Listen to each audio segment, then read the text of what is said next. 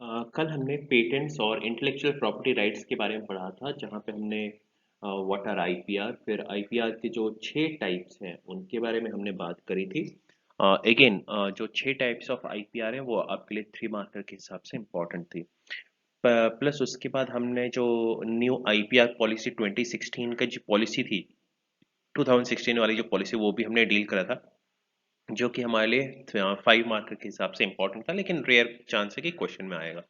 आगे यहीं से कंटिन्यू करते हैं। So we were done with your various types of आईपीआरस।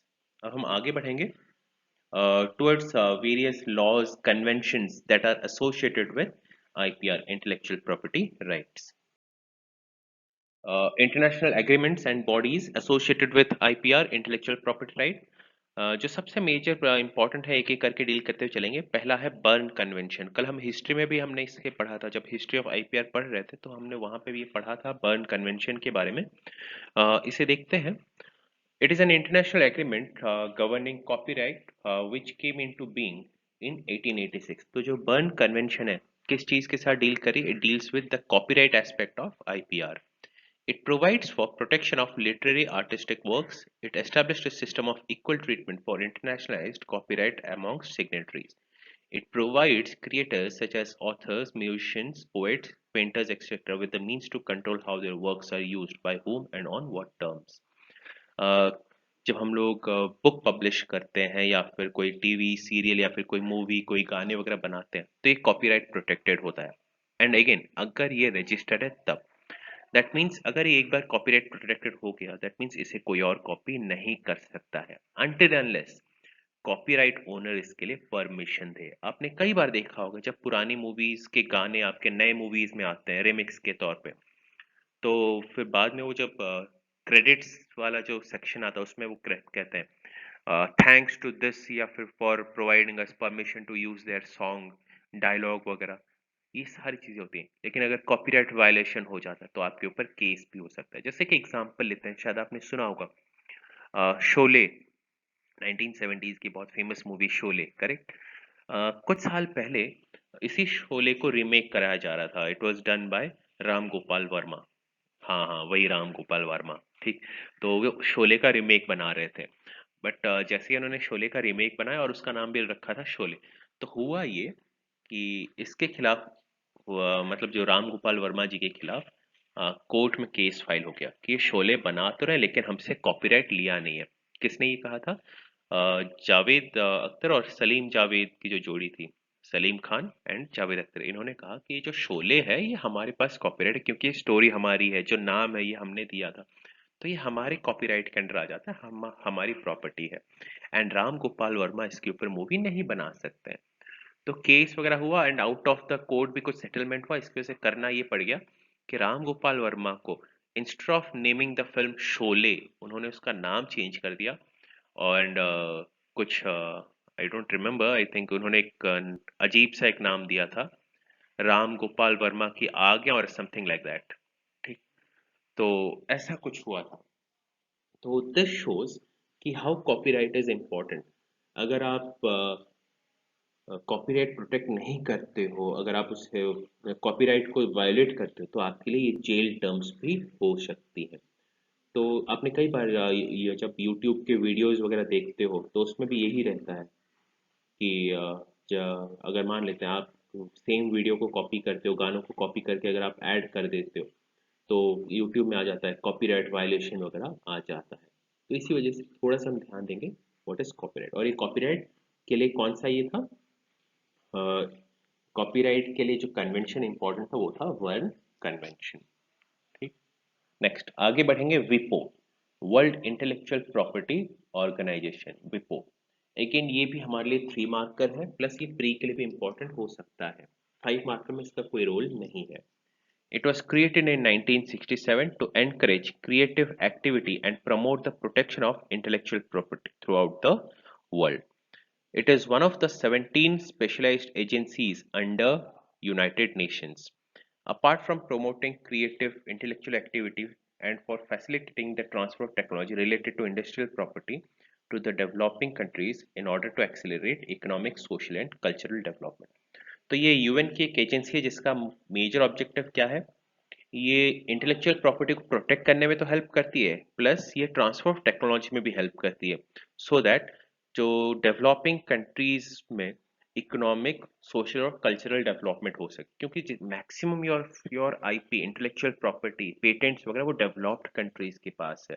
तो उस डेवलप्ड कंट्रीज से कैसे ट्रांसफर टेक्नोलॉजी की सारी टेक्नोलॉजी को डेवलपिंग कंट्रीज के पास पहुंचाई जाए ताकि वो भी डेवलप हो सके, विपो का ये मेजर ऑब्जेक्टिव है। विपो तो 1967 में बनी, लेकिन इसके बहुत सारे प्रीडेसेसर्स हैं, जैसे कि द प्रीडेसेसर ऑफ विपो was BIRPI, that is bureaux for protection of intellectual property. It was established in 1893. WIPO was formally created by convention establishing the World Intellectual Property Organization, which entered into force in April 26, 1970. हमारे लिए pre के लिए important क्या रहेगा? कब ये बना था, दैट इज 1967। कब ये फोर्स में आया? 1970। ये किसका पार्ट है? यूएन का पार्ट है। प्लस विपो से पहले कौन सी ऑर्गेनाइजेशन थी? BIRPI, bureaux for the protection of intellectual property. ये हमारे लिए प्री के लिए इंपॉर्टेंट है। प्लस 3 मार्कर में अगर पूछा जाएगा तो जो सेकंड लाइन में आपको दिख रहा है, apart from promoting creative intellectual activity and for facilitating transfer of technology, ये जो डेफिनेशन है इसे हम मार्क करेंगे एज अ 3 मार्कर। नेक्स्ट आगे बढ़ेंगे। Marrakesh treaty. जब मराकेश ट्रीटी की बात करते हैं, ये भी हमारे लिए 3 मार्कर के हिसाब से इंपॉर्टेंट है। व्हाट इज मराकेश ट्रीटी, देखते हैं। It is to facilitate access to published works for person who are blind, visually impaired or otherwise print disabled. This treaty provides an exception to domestic copyright law for visually impaired and print disabled people. Normally जो हमारी books होती हैं वो copyright protected है, that means उनकी कोई duplicate copy नहीं बन सकती, ना फर्स्ट कॉपी ना सेकंड कॉपी। जैसे एक सिंपल सा एक आपको एक एग्जांपल दूंगा। रूल वाइज ऑफिशियली जो हम लोग बुक्स वगैरह के फोटोस्टैट कर देते हैं, फोटोस्टैट इज इलीगल, क्योंकि आप फोटोस्टैट कर रहे हैं मतलब क्या है? कॉपीराइट वायलेशन में आप आ जाते हो। लेकिन इतना सारा फोटोस्टैट हो रहा है, चारों तरफ दुनिया में हो रहा है, कौन किसको रोकेगा? इस वजह से उससे कोई फॉलो अप नहीं करता। बट रूल वाइज अगर कोई रेपुटेड ऑथर की कॉपीराइट प्रोटेक्टेड बुक को अगर कोई फोटोस्टैट करता है और वो फोटोस्टैट अगर आपके पास एक कॉपीराइट वायलेशन में आ जाएगा। लेकिन इतना सारा कॉपीराइट वायलेशन हो रहा है कि गवर्नमेंट भी इसको कंट्रोल नहीं कर पा रही, कोई ऑल्टरनेट है ही नहीं। लेकिन फिर भी दिस इज ऑफिशियली ये है कि आप कोई भी बुक को आप ऐसे उसकी डुप्लीकेट कॉपी नहीं बना सकते हो। तो इसकी वजह से कुछ दिक्कतें आने लगी थी, जैसे कि जो विजुअली इम्पेयर्ड है उनके लिए तो ये बुक वो यूज कर नहीं सकते। उनके लिए कौन सी बुक चाहिए? ब्रेली से लिखी हुई बुक्स चाहिए होती हैं। आपको पता ही होगा blind people use Braille for reading and writing. तो दिक्कत ये आ रही थी उस समय कि अगर आप बुक को ब्रेली में कन्वर्ट कर देते हो तो फिर होगा क्या? कॉपीराइट वायलेशन में आ जाएगा। तो इसी इशू को अवॉइड करने के लिए मराकेश ट्रीटी आया था। मराकेश ट्रीटी ये लूप खोल देती है कि अगर आप विजुअली इम्पेयर्ड पर्सन के लिए या फिर ब्रेली में अगर कोई बुक निकालते हो तो कॉपीराइट वायलेशन नहीं हो। दैट मीन्स हो सकता है एक बुक कॉपीराइट प्रोटेक्टेड है, नो वरीज, लेकिन अगर आप उसको ब्रेली में रिपब्लिश करते हो तो कोई वायलेशन नहीं होगा। इसका मेजर रीजन है ये गुडविल के तौर पे काम करेगा कि हमें विजुअली इम्पेयर्ड वालों को थोड़ी सी मदद मिल जाए। प्लस विजुअली इम्पेयर्ड वालों की तादाद बहुत कम होने की वजह से कॉपीराइट वायलेशन से उतना ज्यादा नुकसान होता नहीं है। इसी वजह से मराकेश ट्रीटी में ये एक कह सकते हो बेनिफिट के तौर पे यूज करा गया था for visually impaired people. This means that countries which ratify the treaty must ensure their laws allow blind people and their organizations to make accessible format books without the need to ask permission from the holder of copyright. अब copyright holder से permission लेने की जरूरत नहीं है।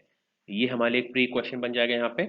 India was the first country to rectify the Marrakesh treaty, ये हमारे लिए प्री क्वेश्चन बन गया। यहाँ पे मैं भूल गया हूँ, पर फिर भी गूगल पे एक बार सर्च कर लेना मर्केश ट्रीटी कब एक्सेप्ट करी, कब साइन करी गई थी, ये हमारे लिए इंपॉर्टेंट है। ईयर थोड़ा सा मेंशन कर देना। ठीक, तो year and India is the first country to ratify Marrakesh treaty, ये हमारे लिए प्री के लिए इंपॉर्टेंट है। बाकी एज अ 3 मार्कर इसे हम मार्क करेंगे। नेक्स्ट आगे बढ़ेंगे। GATT, General Agreements on Tariff and Trade. GATT was formed in 1948 after World War II. Year हमारे लिए important है for pre. Next, GATT is an international trade treaty designed to boost countries' economic recovery following World War II. Its primary purpose is to increase international trade by eliminating or reducing various tariffs, quotas, subsidies, while maintaining meaningful regulations.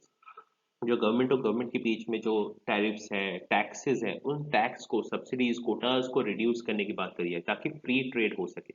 क्योंकि gate का ये मानना था कि world is a single community और एक बड़ा सा ग्लोबल मार्केट है।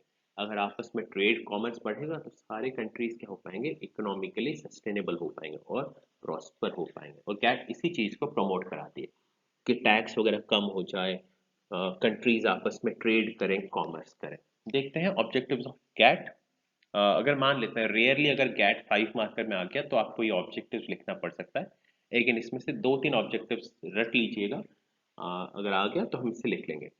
By reducing tariff barriers and eliminating discrimination in international trade, the GATT aims to first expansion of international trade। अगर tariffs taxes अगर कम हो जाते हैं, अगर import ड्यूटी कम हो जाती है, एक्सपोर्ट ड्यूटी अगर कम हो जाती है, तो फिर इंटरनेशनल ट्रेड ऑफ कोर्स बढ़ेगा। Increase of world production by ensuring full employment in participating Nations. अगर हर जगह पे चीजें मुहैया हो पाएंगी, सेल हो पाएंगी, तो ऑफ कोर्स एम्प्लॉयमेंट के भी चांसेस बढ़ेंगे। Next, development and full utilization of world resources.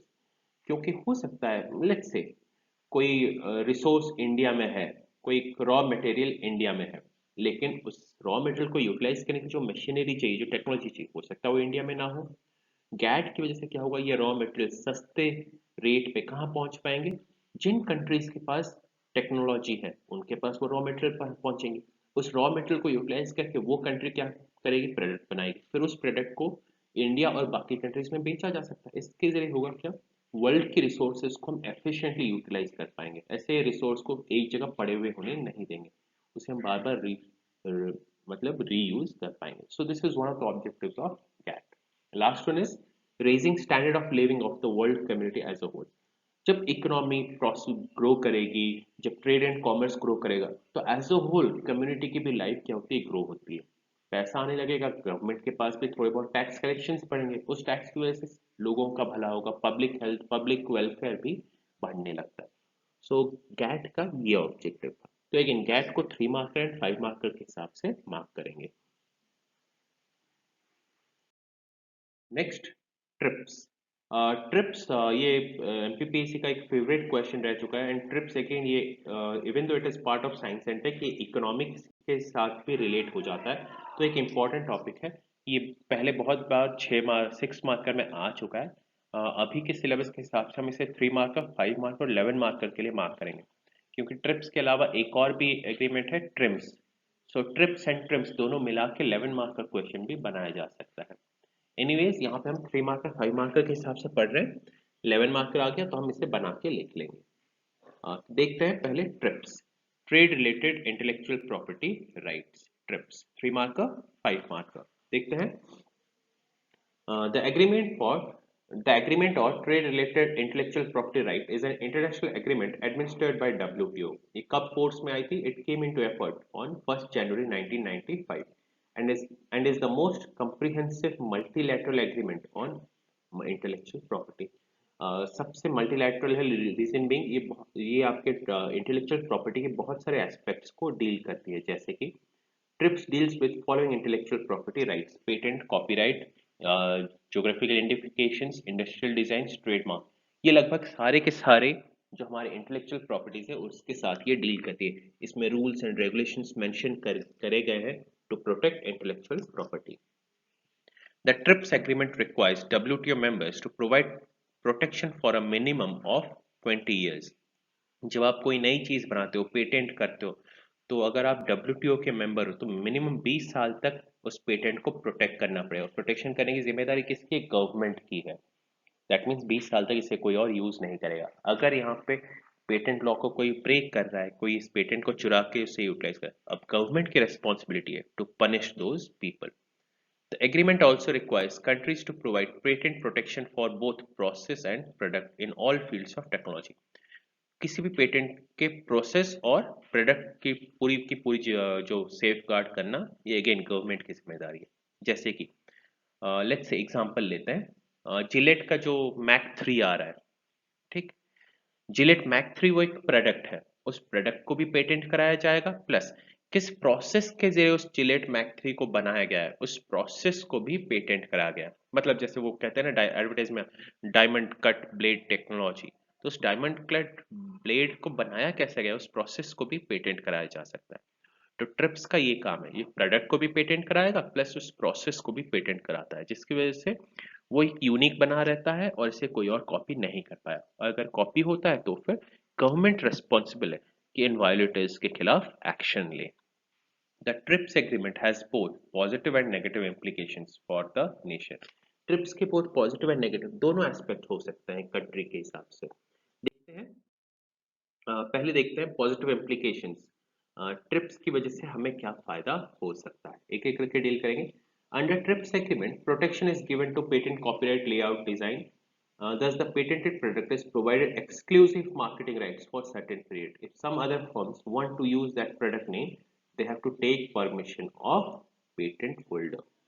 जैसे कि एग्जांपल लेता है मारुति, मारुति की जो गाड़ियां हैं, ठीक, मारुति खुद ये नहीं करती है, सुजुकी की जो पेरेंट कंपनी है सुजुकी इसको डेवलप करती है और मारुति उसे क्या करती है, मैन्युफैक्चर करके सेल करती है। लेकिन जो गाड़ियों पे जो नाम आता है वो मारुति का नहीं आता, उसमें सुजुकी आता है, क्योंकि पेटेंट होल्डर कौन है, सुजुकी है।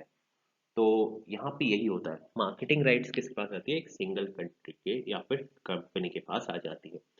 If some other firms want to use that product brand name, they have to take permission of the patent holder। जैसे मारुति अगर उस चीज को बनाती है, कोई कार बनाती है, तो उसे सुजुकी से परमिशन लेना पड़ेगा।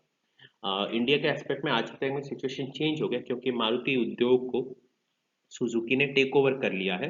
लेकिन पहले यही चलता था, मारुति अगर कोई भी प्रोडक्ट बनाती है तो उसे सुजुकी से परमिशन लेना पड़ता है कि देखो हम आपका ये प्रोडक्ट बना रहे हैं, परमिशन दीजिए। विदाउट परमिशन अगर ये काम करते, मारुति कब की बंद हो गई होती।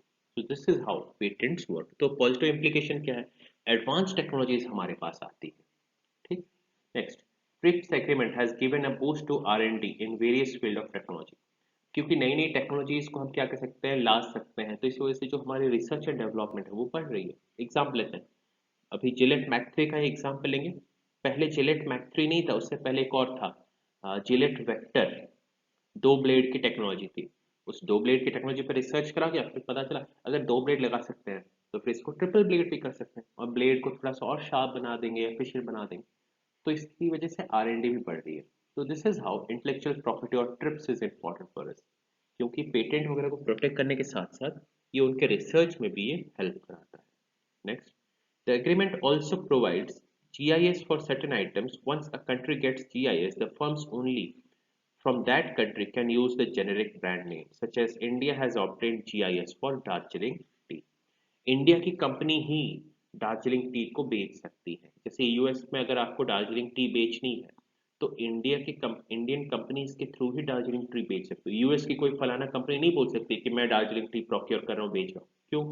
क्योंकि दार्जिलिंग टी का जीआई टैग इंडिया के पास है, तो इंडिया की कंपनी उससे मार्केट कर सकती है। या फिर यूएस की कंपनी अगर दार्जिलिंग टी बेचना भी चाह रही तो इंडियन कंपनीज के थ्रू खरीदेगी, उनसे परमिशन लेगी, तब बेचेगी। इसकी वजह से फायदा क्या हो जाएगा इंडिया को, इंडिया को रॉयल्टी मिलेगी, हमसे लाइसेंस लेके वो बेचेंगे, दैट मीन्स उसके बदले हमें पैसा मिलेगा। तो इसकी वजह से इकोनॉमी प्रॉस्पर हो रही है, साथ ही साथ हमारा नाम भी स्प्रेड होगा कि चलो ये इंडिया की दार्जिलिंग टी है, Darjeeling tea belongs to India. तो इस तरीके से ट्रिप्स हमारे लिए फायदेमंद हो जाता है।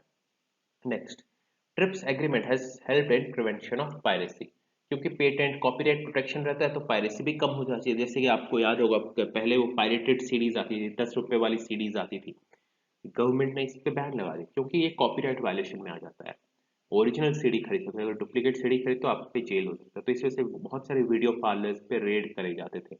रेड अलग अलग रीजन की वजह से करे जाते, but one of the reason was also pirated CDs. तो इस वजह से पायरेसी कम हुई है, ठीक। सिमिलरली डुप्लीकेट जो फर्स्ट कॉपी सेकंड कॉपी वाले जो प्रोडक्ट्स हैं, रे बैन के गॉगल्स हो गए, ठीक, रोलेक्स के वॉचेस वगैरह हो गए, ये सब क्या है, इसकी जो फर्स्ट कॉपी सेकंड कॉपी आ जाती है, हमें तो लगता है फर्स्ट कॉपी, लेकिन रूल वाइज ये क्या है, पेटेंट वायलेशन में आ जाता है।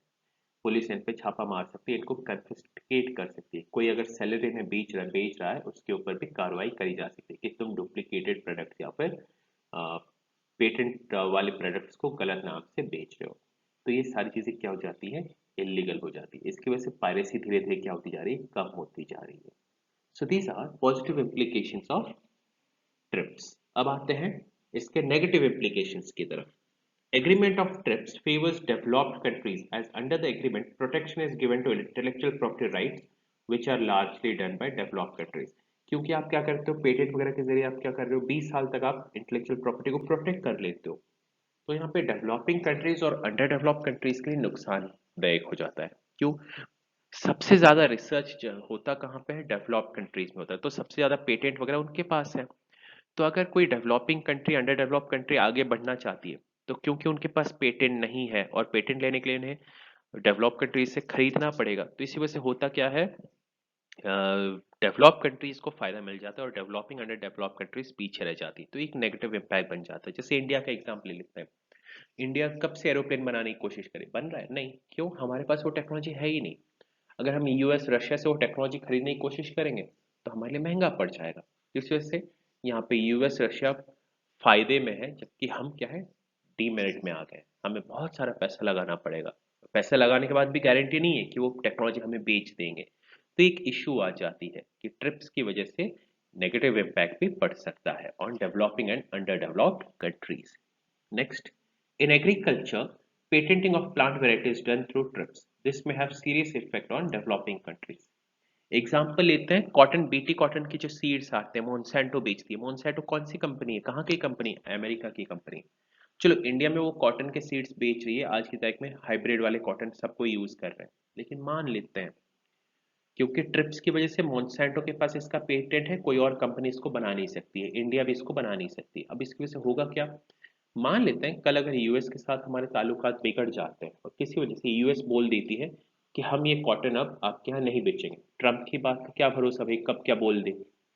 ठीक, मान लेते हैं ट्रम्प ने ऑर्डर करा कि मोनसैंटो तुम कल से कॉटन के सीड इंडिया में नहीं बेचोगे।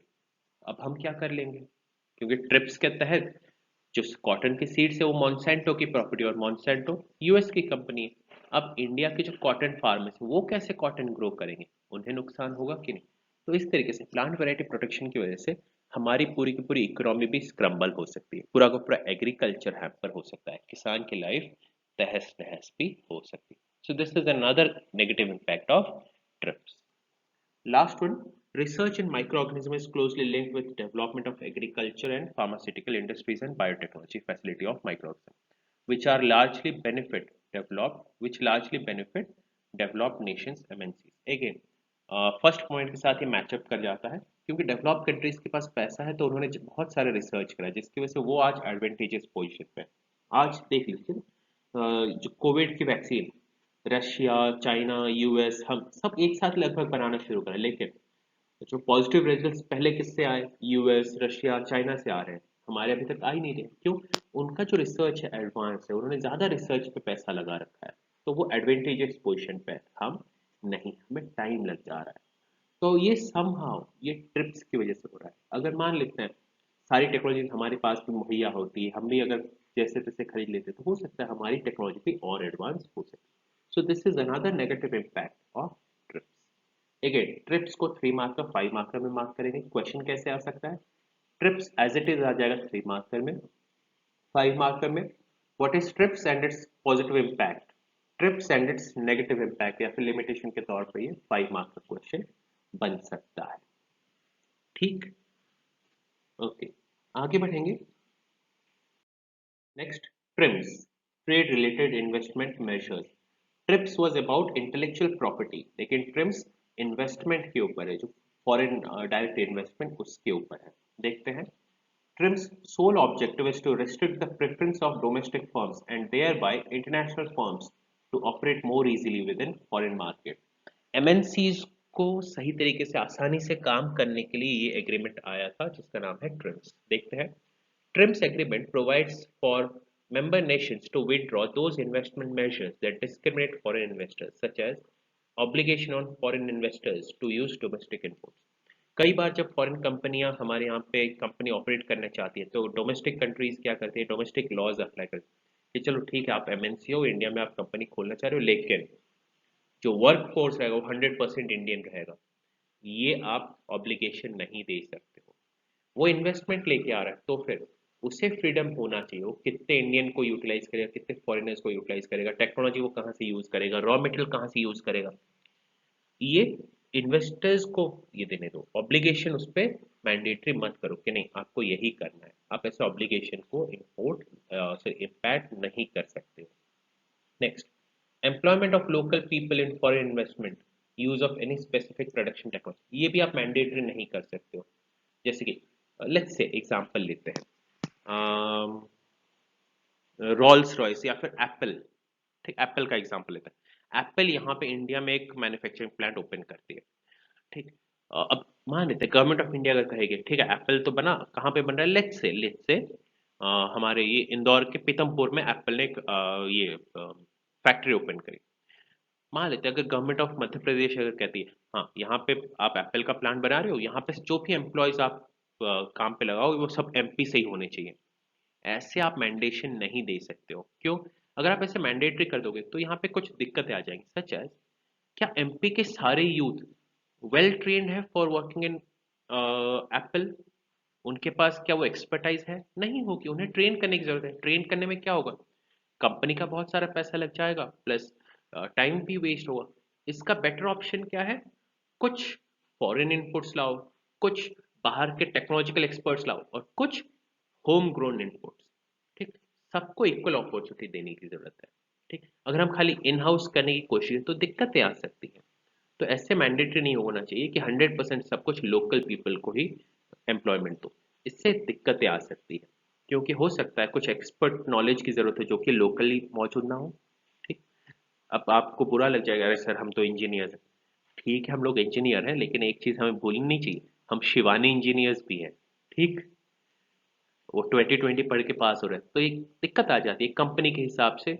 अगर हमें वो एम्प्लॉयमेंट देती है तो हमें ट्रेन करने में उसका बहुत सारा टाइम वेस्ट हो जाएगा। तो वो क्या चाहेगी कि मैं एक्सपर्ट्स को कहीं बाहर से ले आऊं, फिर यहाँ के जो लोकल लोग हैं उन्हें धीरे धीरे ट्रेन करता रहूंगा, समय के साथ ट्रेन करूंगा, फिर बाद में ये भी एक मेरा एक मेजर वर्क होगा। तो इसमें टाइम लगता है। हम उस कंपनी को फोर्स नहीं कर सकते हैं कि नहीं फ्रॉम द स्टार्टिंग से ही आप ये चीज करो। Next, control on use of imported inputs. Again, कितना इंपोर्टेड मटेरियल आप यूज करोगे ये भी गवर्नमेंट डिसाइड नहीं कर सकती है। एक शायद आपको पता ना हो, 2008 के आसपास Walmart wanted to enter into India. Walmart is famous for providing cheapest material at your wholesale price. ठीक, ये एमएनसी है, वो अच्छे क्वालिटी के प्रोडक्ट्स बेचती है और बहुत सस्ते प्राइस में होलसेल प्राइस में वो बेचती है, डिपार्टमेंटल स्टोर चेन की तरह है। जब 2008 में वॉलमार्ट इंडिया आने की कोशिश कर रही थी तो गवर्नमेंट ऑफ इंडिया, यूपीए की सरकार थी एंड ऑपोजिशन में ऑफ कोर्स एनडीए था, तो दे ऑपोजिट यू। जैसे ही वॉलमार्ट आने लगे बीजेपी वालों ने अपोज करा कि देखो वॉलमार्ट आ जाएगा तो हमारे जो किराना स्टोर्स हैं, जो हमारे इन ग्रोन स्टोर्स हैं वो कैसे सरवाइव करेंगे, हम वॉलमार्ट को आने नहीं देंगे। एंड वो एक मुद्दा बन गया था। उस मुद्दे के चक्कर में यूपीए गवर्नमेंट ने ये कहा, अपोजिशन होना शुरू हो गया था, लोगों को प्रोटेस्ट वगैरह शुरू हो गए थे, तो यूपीए ने वॉलमार्ट को कहा कि चलो ठीक है आप इंडिया में आने चाहते हो ठीक है, लेकिन आप जो भी रॉ मटेरियल आप यूटिलाइज करोगे, जो भी आप सामान बेचना चाहते हो उसे आपको इंडिया से प्रोक्योर करना पड़ेगा। तो वॉलमार्ट भनक गया। अब उसने कहा कि it's okay to procure some raw materials from India, लेकिन सारा का सारा रॉ मटेरियल अगर मैं इंडिया से प्रोक्योर करूंगा तो ये हो नहीं सकता है। क्यों? मैं क्वालिटी प्रोडक्ट्स को, बेस्ट प्रोडक्ट को चीप प्राइस में प्रोवाइड कर रहा हूँ, लेकिन क्या ये सारी प्रोडक्ट्स इंडिया में प्रोड्यूस हो रही हैं? नहीं, कुछ बाहर से मंगानी पड़ जाएगी। तो मैं सारा का सारा रॉ मटेरियल इंडिया से कैसे प्रोक्योर करूंगा? हो सकता है वो रॉ प्रोडक्ट इंडिया में बन ही ना रहा हो, या फिर अगर बन भी रहा हो वो सेकंड ग्रेड थर्ड ग्रेड का हुआ, तो मैं उन सारे प्रोडक्ट्स को अगर अपने स्टोर पे बेचूंगा तो मेरा नाम खराब हो जाएगा। इंडिया में मेरा नाम खराब हो रहा है मतलब क्या है, दुनिया में भी मेरा नाम खराब होगा।